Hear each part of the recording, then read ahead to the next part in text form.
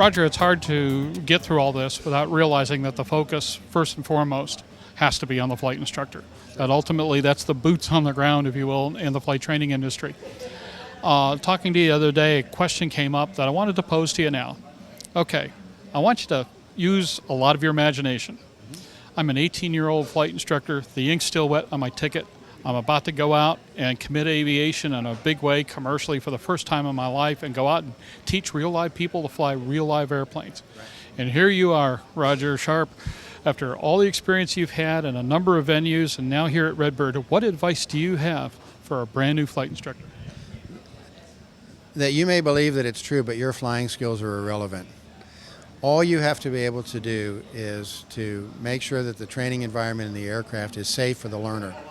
And your success or failure as a flight instructor is going to be about your customer focus, customer service, or your attitude about helping your customer achieve their goals.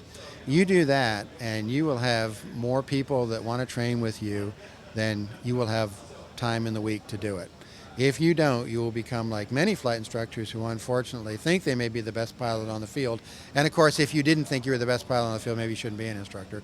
But so of all those people, the only ones that are going to be successful are the people who put the customers' desires and aviation goals first and work cooperatively for the customer to achieve those. You do that, you're going to be successful as a flight instructor.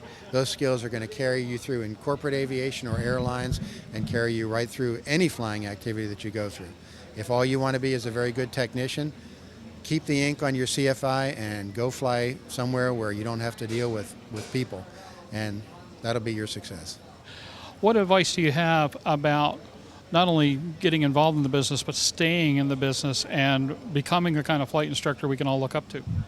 It really is a process.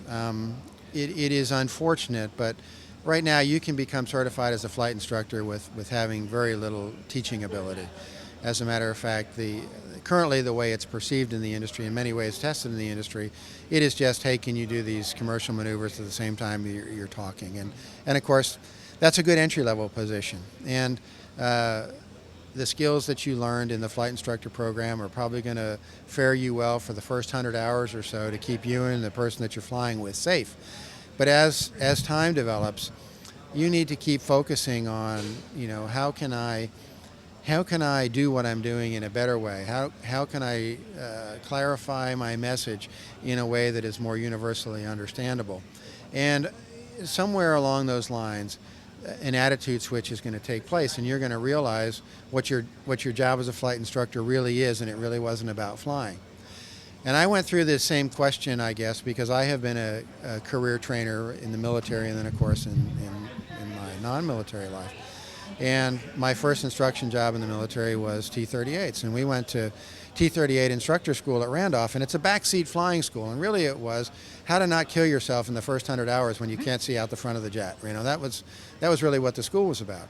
And I spent probably the first 100 hours of just trying not to kill anybody in the jet while we were flying. And after a while, it started to occur to me, really how am I going to be successful at getting these people who the government is paying me to get these people from point A to point B through the process. And I took a very different view than maybe the military would, in that this is not a dictatorial, condescending attitude. These aren't the skills that you need.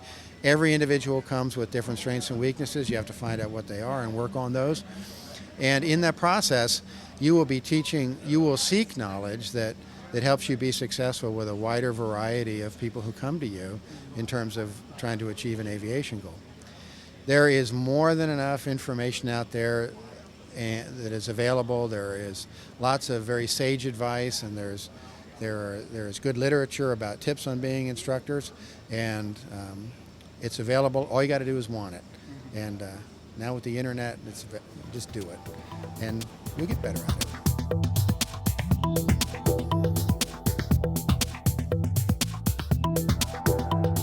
Aero-TV is brought to you by